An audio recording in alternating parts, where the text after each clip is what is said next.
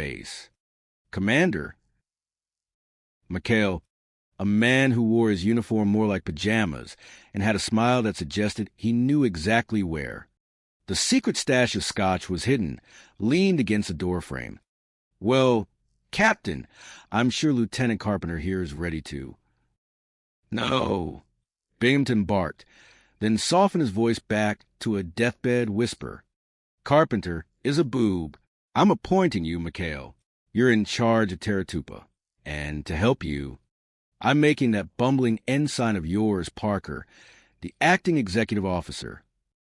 Beside Mikhail, Ensign Charles Parker, a man whose primary skill was accidental self-inflicted injury, beamed with pride. Oh boy, did you hear that, Skipper? Thanks, Captain. You'll never regret this. I know, Binghamton whispered, closing his eyes to hide his wicked grin. He knew exactly what would happen. Mikhail would let his crew run wild. Rafferty would arrive, find the base in a state of total anarchy, and Mikhail would be the one shipped off to a frozen outpost in the Aleutians. The moment the door closed, Mikhail sighed. He's faking, Chuck. He's hiding from Iron Pants. But Skipper were in charge. Think of the possibilities. Parker said, adjusting his cap, which immediately fell over his eyes. What followed was 48 hours of what the Navy officially calls gross negligence, and what the crew of the 73 called a blast. Under Mikhail's command, the Petty Officers Club was fixed, not with plumbing, but by converting the backed-up sinks into ice-down beer troughs. The garter belt crisis was solved by trading a crate of captured Japanese sake to a passing supply, shipped for a dozen boxes of nurses' essentials. By the time Admiral Rafferty's plane touched down, Teratupa didn't look like a military base. It looked like a Roman orgy with better radio equipment. There were hula girls in the air raid shelters, a gambling ring operating out of the motor pool, and the crew of the 73 was currently hosting a shindig that involved several hundred gallons of home-brewed torpedo juice. Chapter 3. The Sultan and the Secret Disguise. Before the Admiral could even finish his first scowl, a new complication arrived. The Sultan of Marami. Voye. Binghamton, who had suddenly recovered upon hearing the Sultan brought daughters, greeted the royal party. The Sultan was a man of immense dignity and even more immense suspicion. He arrived with 3 veiled princesses. However, as Mikhail soon discovered, the real princesses were actually stuck on a nearby island due to a transport mishap. To keep the Sultan happy, and to keep him from complaining to the Admiral, Mikhail had to improvise. Gruber, Parker, get those veils on. Mikhail ordered. Skipper, you can't be serious, Gruber pleaded, looking at the silk gown. I have a reputation in Brooklyn. You'll have a reputation in the brig if we don't pull this off. The Sultan wants to see his daughters dance. The dinner that evening was a masterpiece of absurdity. Binghamton sat at the head of the table, trying to flirt with Princess Siri, who was actually a heavily padded Ensign Parker. Your Highness, Binghamton cooed, you have such robust shoulders for a royal.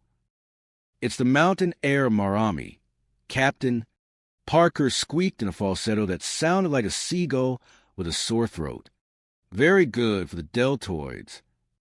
The Sultan, meanwhile, was sharing a hookah with Mikhail. Your men are interesting.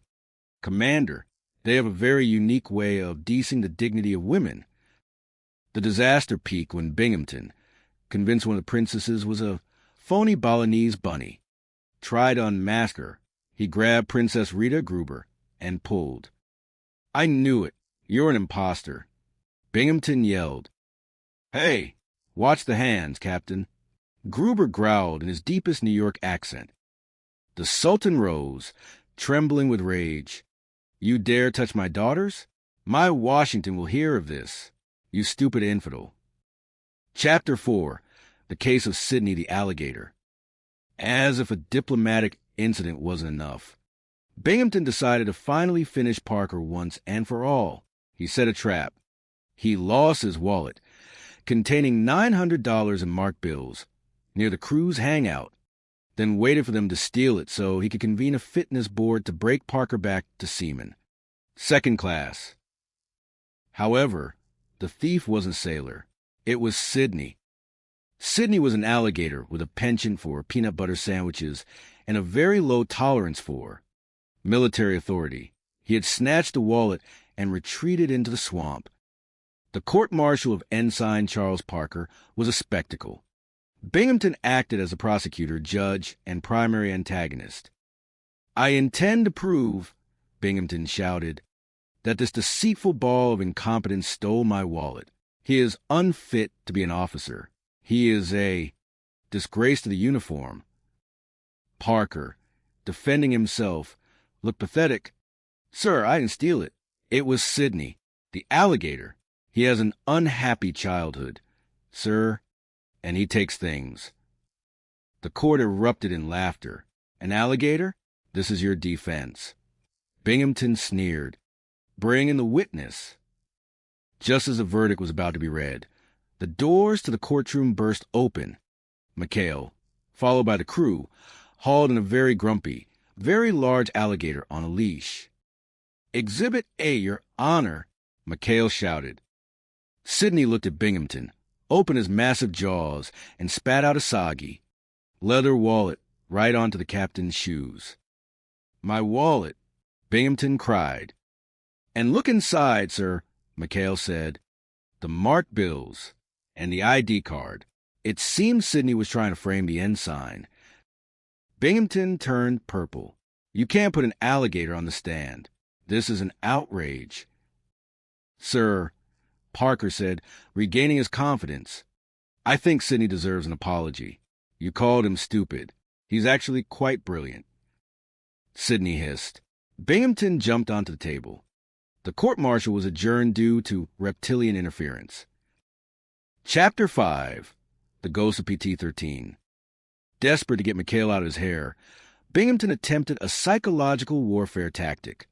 He dug up a fake report claiming that the PT-73 was actually the PT-13, a Jinx boat that had lost 3 crews to mysterious accidents. "It's a Jonah ship, McHale," Binghamton told them, leaning back in his chair. "I'm just telling you for your own safety. Blown up, drowned, all of them. If I were you, I'd put in for a transfer to the Aleutians immediately." The crew was terrified. They saw a ghost in the rigging. They heard moans in the engine room, mostly just Tinker having indigestion, but the atmosphere was ripe.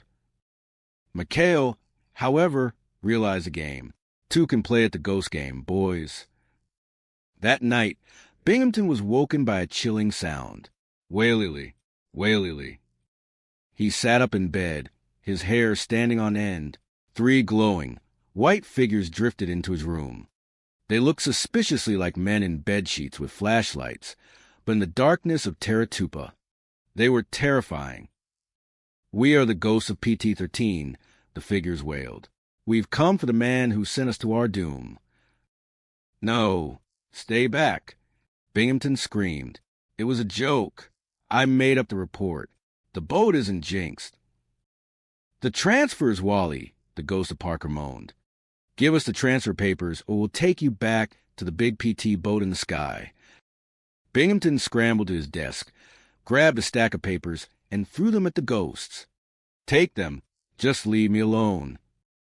The next morning, McHale walked into the office, looking perfectly alive and holding the papers. "Morning, Captain. We found these on the floor. Looks like you canceled our transfers and gave us a commendation for bravery in the face of the supernatural.